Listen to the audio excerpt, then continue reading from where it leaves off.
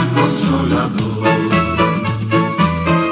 El cristiano fiel y verdadero, y también el obrero de valor, y la iglesia esposa del Cordero, estarán en los brazos del Señor.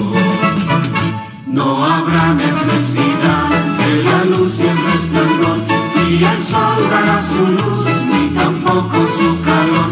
Allí llanto no habrá, ni tristeza ni dolor, porque entonces Jesús, el Rey del cielo, para siempre será consolador.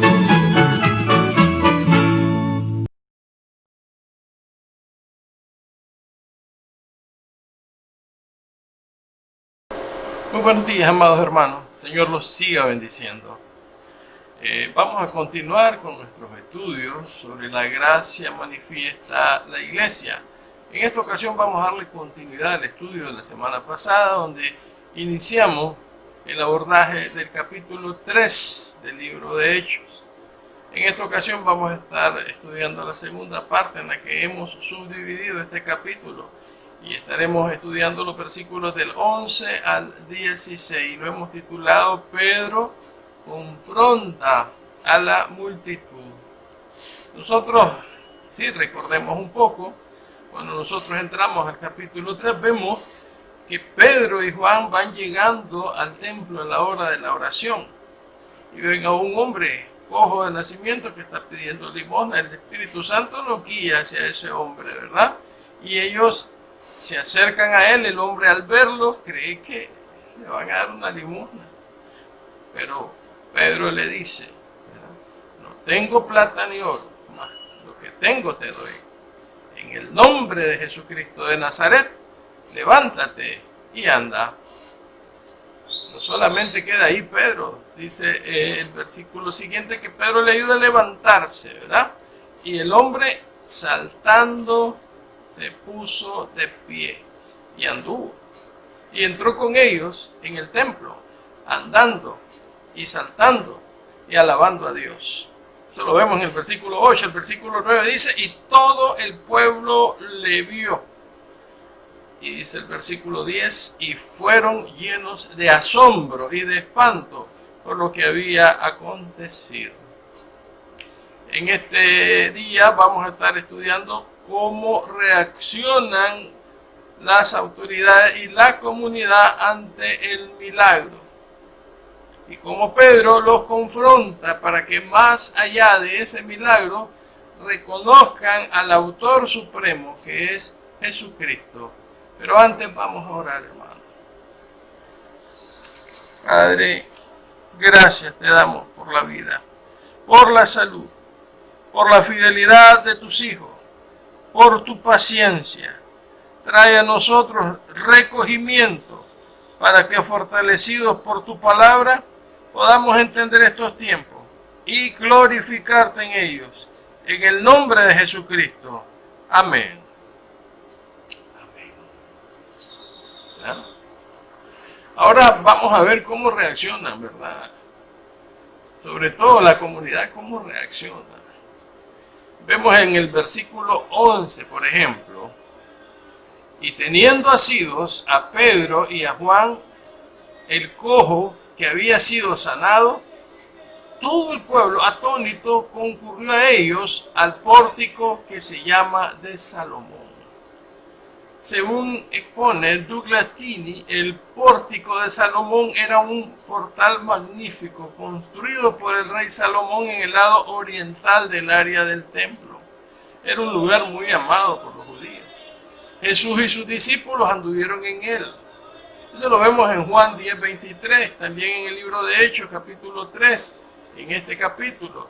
Y también lo veremos nuevamente en el capítulo 5, versículo 12. Los rabinos escogían ese lugar para enseñar a sus estudiantes, a sus discípulos. Y allí, en ese lugar, estaba el cojo bien agarrado de Pedro y de Juan. La gente admirada contemplaba a los apóstoles, ¿verdad? Pedro, lleno del Espíritu Santo, entendió lo que había en el corazón de la gente. Versículo 12. Viendo esto, Pedro respondió al pueblo: varones israelitas, ¿por qué os maravilláis de esto? ¿O por qué ponéis los ojos en nosotros, como si por nuestro poder o piedad hubiéramos hecho andar a este? La sanación del cojo había atraído una multitud. La gente sabía que no había posibilidad de que este hombre pudiera dejar de ser cojo. Pero ahora ven a este hombre andando y saltando y alabando a Dios. Y estaban atribuyéndole ese milagro a Pedro y a Juan. Pedro les aclara que no fue ni su poder, ni su piedad lo que hizo ese milagro. En el versículo 16, él les dirá quién hizo ese milagro. Pero antes pasa el versículo 13, 14 y 15, aprovechando para predicarles el evangelio. Dice el versículo 13 en su primera parte: el Dios de Abraham y de Isaac y de Jacob.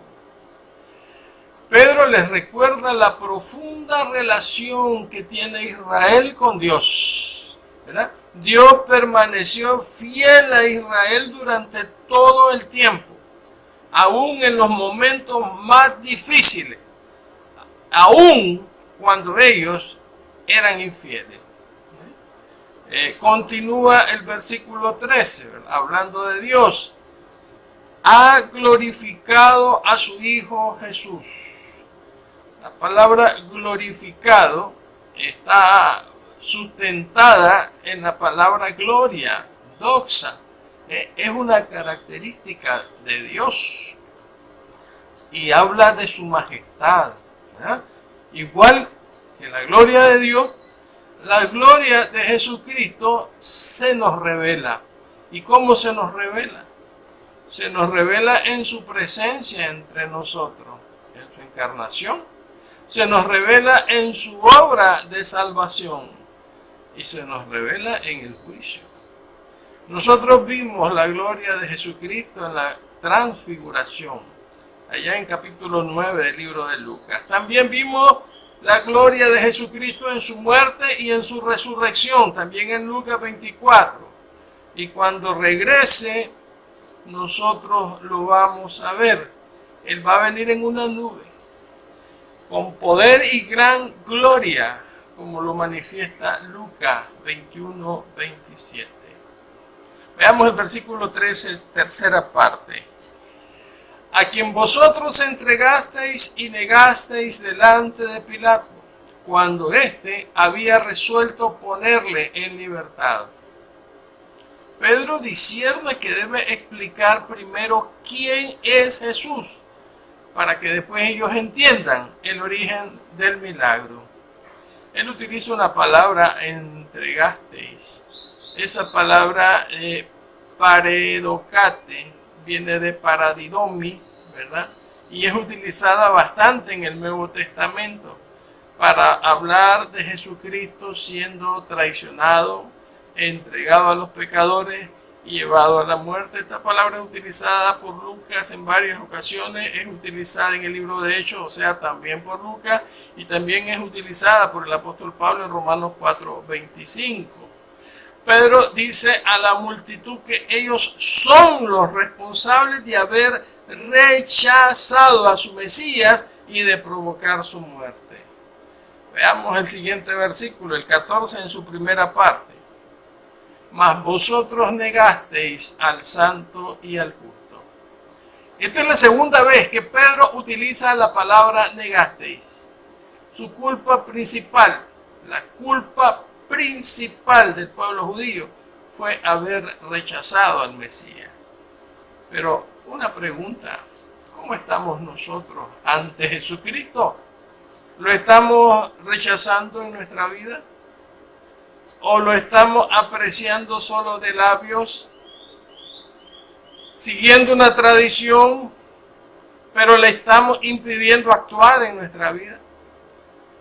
¿O Él está gobernando acaso entre nosotros? ¿Está gobernando en nuestra vida? Es indiscutible la santidad de Jesús, hermano. Él fue concebido por el Espíritu Santo, lo vemos en Lucas 1:35. Él vivió una vida sin pecado, lo vemos en 2 de Corintios 5:21. Él fue declarado Hijo de Dios con potencia según el Espíritu de Santidad por la resurrección de los muertos, según lo vemos en Romanos 1:4. Él tiene el poder de santificar a los que le seguimos, según lo vemos en Hebreos 13. Versículo 14, segunda parte. Y pedisteis que se os diese un homicida. Lucas hace un juego de palabras cuando relaciona los significados de las personas aludidas. Él está hablando de Barrabás y está hablando de Jesucristo. Barrabás significa hijo del Padre, del que la multitud exigió la libertad. Jesús significa Salvador enviado por Dios, del que la multitud estaba exigiendo una muerte ominosa. Veamos el versículo 15, primera parte. Y matasteis al autor de la vida, a quien Dios ha resucitado de los muertos. Ellos mataron al autor de la vida.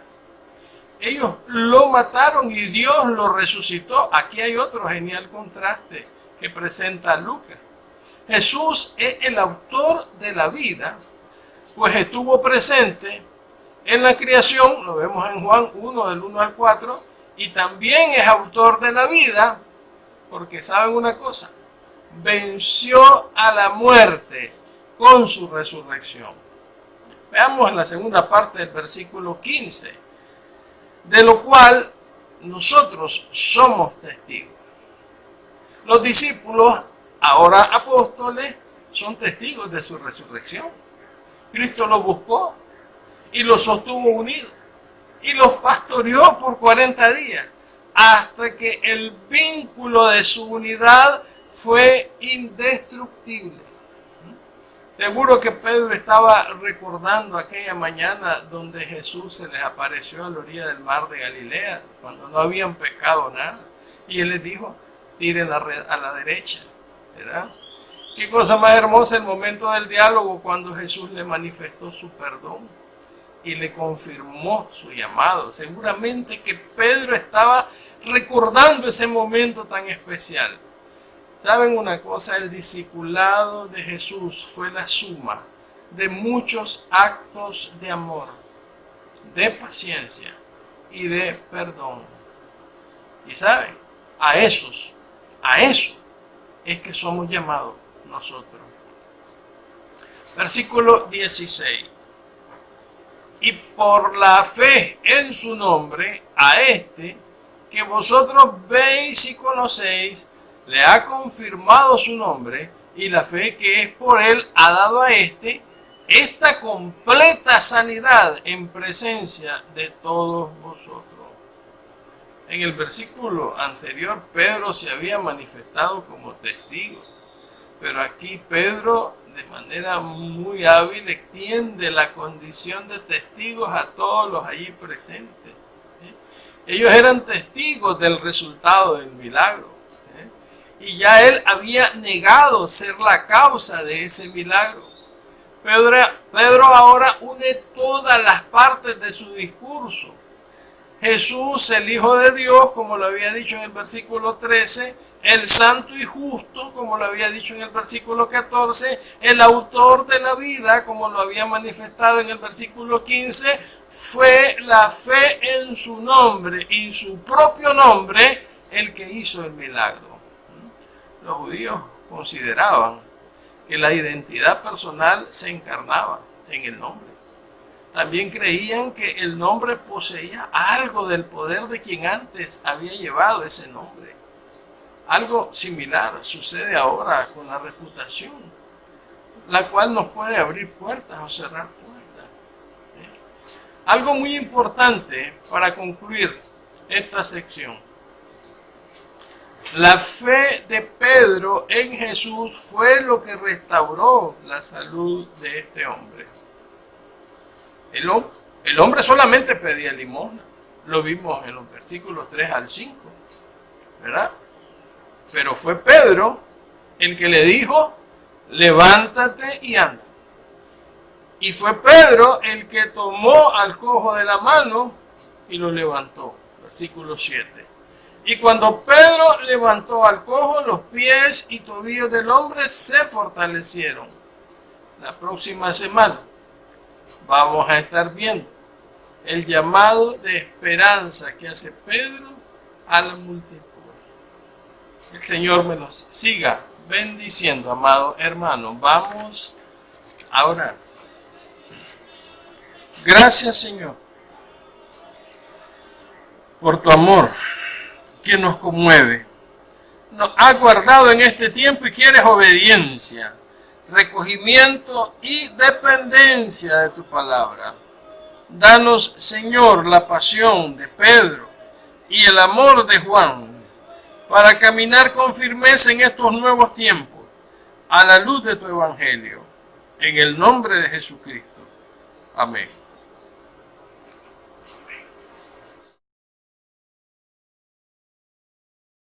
Te decimos que te amamos.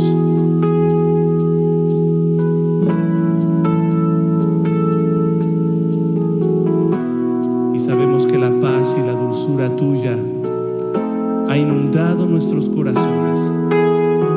Y por ello te exaltamos con nuestro corazón. Y decimos en este momento que queremos llenar tu trono de alabanza, Señor. Pues tú eres Rey de reyes y Señor de señores. Digan todos. Quiero llenar tu trono de alabanza. Quiero llenar tu trono de adoración. Quiero adorar, postrar en tu presencia y proclamarte, Señor. Quiero llenar tu trono de alabanza. Quiero llenar tu trono de adoración. Quiero adorar, postrarme en tu presencia y proclamarte, Señor. Quiero llenar tu trono de alabanza. Quiero llenar tu trono de adoración. Quiero adorar, postrarme en tu presencia y proclamarte, Señor. Quiero llenar tu trono de alabanza. Quiero llenar tu trono de adoración. Quiero adorar, postrarme en tu presencia y proclamarte, Señor. Y proclamarte, Señor. Y proclamarte, Señor.